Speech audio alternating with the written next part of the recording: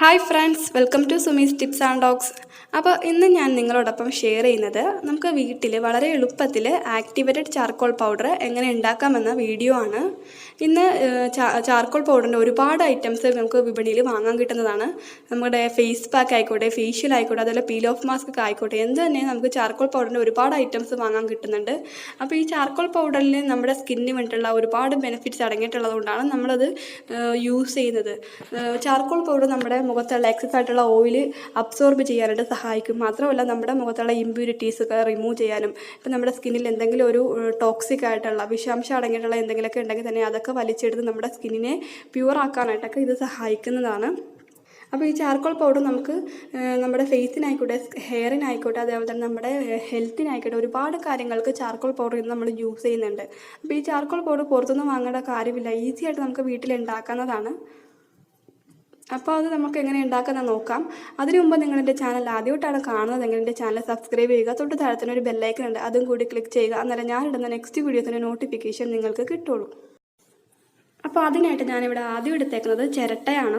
ചിരട്ട നമുക്ക് ഈസി ആയിട്ട് നമ്മുടെ വീട്ടിൽ നിന്ന് കിട്ടുന്ന സാധനമാണ്. അപ്പോൾ ഞാനൊരു അരമുറി ചിരട്ടയാണ് എടുത്തേക്കുന്നത്. നന്നായിട്ട് ഉണങ്ങിയത് വേണം എടുക്കാനായിട്ട്. അപ്പോൾ ഉണങ്ങിയതാകുമ്പോൾ നമുക്ക് ഈസി ആയിട്ടത് കത്തിച്ച് കിട്ടാനായിട്ട് സുഖമായിരിക്കും. അപ്പോൾ ഞാൻ ഇങ്ങനെ ഒരു ചിരട്ട എടുത്തിട്ടുണ്ട്. അപ്പോൾ നിങ്ങൾക്ക് ഇത് വേണമെങ്കിൽ അടുപ്പൊക്കെ കത്തിക്കുന്ന ആൾക്കാരാണെങ്കിൽ അതിലിട്ട് കത്തിച്ചെടുക്കാം. ഞാനിപ്പോൾ ഗ്യാസിലാണിത് കത്തിക്കുന്നത്.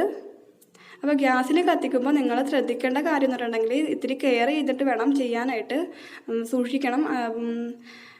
അപ്പോൾ ഇത് ഞാൻ ഇങ്ങനെയാണ് കത്തിക്കുന്നത്. അപ്പോൾ ഇത് മുഴുവൻ ഇത് തന്നെ കത്തണ്ട, ഇതൊന്ന് കത്ത് പിടിച്ചിട്ടുണ്ടെങ്കിൽ നമുക്ക് ഇതിൽ നിന്ന് മാറ്റി കൊടുക്കാം. അപ്പോൾ ഇതേപോലെ ഒരു ഹോൾഡർ ഉപയോഗിച്ച് നമുക്ക് ഇങ്ങനെ ഇത് ഒരുവിധം ഒന്ന് കത്തിയിട്ടിട്ട് നമുക്ക് ഒരു വേറെ പാത്രത്തിലോട്ടോ എന്തെങ്കിലും ഒരു കണ്ടെയ്നറിലോട്ട് മാറ്റിയിട്ട് ഇത് അവിടെ നിന്ന് കത്താനായിട്ട് അനുവദിക്കാം. അപ്പോൾ വേണ്ടാത്തൊരു പാത്രമായിട്ട് നമുക്ക് എടുക്കാനായിട്ട് ഞാനിപ്പോൾ ഒരു പാത്രം എടുത്തിട്ട് അത് കരി പിടിച്ച ഒരു കോലമായിട്ടുണ്ട്. അപ്പോൾ ഞാനിത് കത്ത് പിടിച്ച് കഴിഞ്ഞപ്പോഴേക്കും ആ ഹോൾഡർ ഉപയോഗിച്ച് ഒരു പാത്രത്തിലോട്ട് മാറ്റിയതാണ്. അപ്പോൾ ആ പാത്രത്തിലിരുന്ന് ആ ചിരട്ട കത്തുന്നതാണ് ഇപ്പോൾ കാണുന്നത്. ചിരട്ട ഒന്ന് കത്ത് പിടിക്കുമ്പോൾ തന്നെ നമുക്ക് ആ ഹോൾഡർ ഉപയോഗിച്ച് മാറ്റണം, അല്ലെങ്കിൽ അത് അവിടെ കത്തി പൊടിഞ്ഞ് അവിടെ നിന്ന് തന്നെ കത്താൻ തുടങ്ങും. അതുകൊണ്ട് അത് നമുക്ക് ഒത്തിരി ഡേഞ്ചർ ആയിട്ടുള്ള കാര്യമാണ് ഗ്യാസിൻ്റെ മുകളിലൊക്കെ കത്തിക്കുന്നത്. അപ്പോൾ ശ്രദ്ധിച്ച് വേണം ആ ഒരു കാര്യം നിങ്ങൾ ചെയ്യാനായിട്ട്. ഇപ്പോൾ നമുക്ക് ചിരട്ട തന്നെ വേണമെന്നില്ല, ചിരട്ട അല്ലെങ്കിൽ നമുക്ക് പിസ്തയുടെയൊക്കെ തോടുണ്ടെങ്കിൽ അത് നമുക്ക് ഇതേപോലെ കത്തിച്ചിട്ട് യൂസ് ചെയ്യാവുന്നതാണ്. അതേപോലെ തന്നെ ബദാമും ഇതേപോലെ കത്തിച്ചിട്ട് നമുക്ക് യൂസ് ചെയ്യാം ഈ ചാർക്കോൾ പൗഡർ ഉണ്ടാക്കാനായിട്ട്. അപ്പോൾ ഞാനിപ്പോൾ എടുത്തേക്ക് നമ്മുടെ വീട്ടിൽ ഈസി ആയിട്ട് കിട്ടുന്നതാണ് ചിരട്ട. അപ്പോൾ ആ ഒരു ചിരട്ട ഉപയോഗിച്ചിട്ടാണ് ഞാനിപ്പോൾ ചാർക്കോൾ പൗഡർ തയ്യാറാക്കുന്നത്. ഇതിപ്പോൾ മുഴുവനും കത്തി തീർന്നിട്ടുണ്ട്. ഇതിപ്പോൾ ഇതിൻ്റെ കനലൊക്കെ ഒരുവിധം ആറിയിട്ടുണ്ട്. ഇനി ഞാനിതിലോട്ട് ഇട്ട് കൊടുക്കുന്നത് 2 ടേബിൾ സ്പൂണോളം റോസ് വാട്ടറാണ്. റോസ് വാട്ടർ അല്ലെങ്കിൽ നിങ്ങൾക്ക് വെള്ളം വേണമെങ്കിൽ ഇതിനായിട്ട് യൂസ് ചെയ്യാവുന്നതാണ്. അപ്പോൾ വെള്ളം അല്ലെങ്കിൽ റോസ് വാട്ടർ ഒഴിക്കുമ്പോൾ ആ ഒരു കനൽ നനയാൻ വേണ്ടി പാകത്തിന് മാത്രം ഒഴിക്കുക. അധികമായിട്ടുണ്ടെങ്കിൽ പിന്നെ നമുക്ക് ഒന്നും കൂടി ചൂടാക്കേണ്ടി വരും. അപ്പോൾ ഞാനിപ്പോൾ 2 ടേബിൾ സ്പൂണാണ് ഇട്ട് കൊടുക്കുന്നത്. എന്നിട്ട് ഇത് നമുക്ക് അങ്ങനെ തന്നെ മിക്സ് ചെയ്തിട്ട് അങ്ങനെ തന്നെ വെക്കാൻ കുറച്ച് നേരം. ഈ ഒരു കരി അതിലുള്ള നമ്മൾ ഒഴിച്ചു കൊടുത്തേക്കുന്ന ആ റോസ് വാട്ടർ നന്നായിട്ട് വലിച്ചെടുക്കും. അപ്പോൾ അത് തന്നെത്താനെ ഒന്ന് ഡ്രൈ ആയി ഇരുന്നോളും. അപ്പോൾ അതിനുശേഷം നമുക്ക് ഒന്ന് ഡ്രൈ ആയതിനു ശേഷം നമുക്കതൊന്ന് ഒരു മിക്സിയുടെ ജാർ ഉപയോഗിച്ച് പൊടിച്ചെടുക്കാവുന്നതാണ്. അപ്പോൾ ശ്രദ്ധിക്കേണ്ട കാര്യം, നിങ്ങൾ വെള്ളം അല്ലെങ്കിൽ റോസ് വാട്ടർ ഒഴിച്ചു കൊടുക്കുമ്പോൾ ആ ഒരു കരി നനയാൻ പാകത്തിന് മാത്രം മതി. അധികം ഇട്ടുണ്ടെങ്കിൽ പിന്നെ നമുക്കത് ഞാൻ പറഞ്ഞ പോലെ തന്നെ ഒന്നും കൂടി ചൂടാക്കേണ്ടി വരും. എന്നാലേ ആ ഒരു ജലാംശം മൊത്തത്തിൽ പോകുള്ളൂ. ഇതിപ്പോൾ ഞാൻ ഈ ഒരു പരുവത്തിലാണ് വെള്ളം ഒഴിച്ചു കൊടുത്തേക്കുന്നത്. ഇപ്പം തന്നെ അതിലെ ജലാംശമൊക്കെ നന്നായിട്ട് ആ ഒരു ഇതൊക്കെ വലിച്ചെടുക്കുന്നുണ്ട് കരി.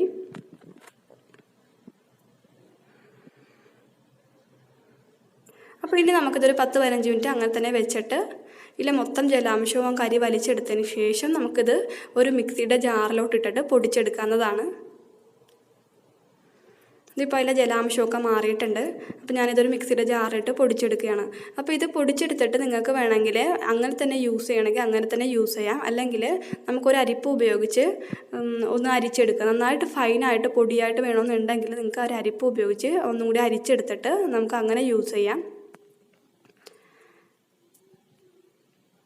ഞാൻ പക്ഷേ അരിപ്പ് ഉപയോഗിച്ച് പൊടിക്കുന്നില്ല. ഇതിപ്പോൾ ഒരുവിധം പൊടിഞ്ഞ് കിട്ടിയിട്ടുണ്ട് എനിക്ക്, അതുകൊണ്ട് ഞാൻ അരിപ്പ് ഉപയോഗിച്ച് പൊടിക്കുന്നില്ല. ചെറിയ ഒരു തരിതരിപ്പോട് കൂടി കിടക്കുകയാണെങ്കിൽ നമുക്ക് സ്ക്രബിങ്ങിനൊക്കെ ആയിട്ടൊക്കെ ഇത് യൂസ് ചെയ്യാവുന്നതാണ്. അതുകൊണ്ട് തന്നെ ഞാനപ്പോൾ ഇത് അത്ര ഫൈനായിട്ട് പൊടിക്കുന്നില്ല. അപ്പോൾ നമ്മുടെ charcoal powder, activated charcoal powder ഇവിടെ റെഡി ആയിട്ടുണ്ട്. അപ്പോൾ നിങ്ങൾ എന്തായാലും വീട്ടിൽ ഇതൊന്ന് ചെയ്ത് നോക്കുക. നിങ്ങൾക്ക് ചാർക്കോൾ പൗഡറിൻ്റെ ഫേസ് പാക്ക്, ഫേഷ്യലും അതുപോലെ പീൽ ഓഫ് മാസ്ക് ഒക്കെ വീട്ടിൽ ഉണ്ടാക്കുന്നുണ്ടെങ്കിൽ നമുക്ക് ഇതേപോലെ ചാർക്കോൾ പൗഡർ വീട്ടിൽ തന്നെ ഉണ്ടാക്കാവുന്നതാണ്. അപ്പോൾ നിങ്ങൾ എന്തായാലും ഇതൊന്ന് ചെയ്ത് നോക്കുക.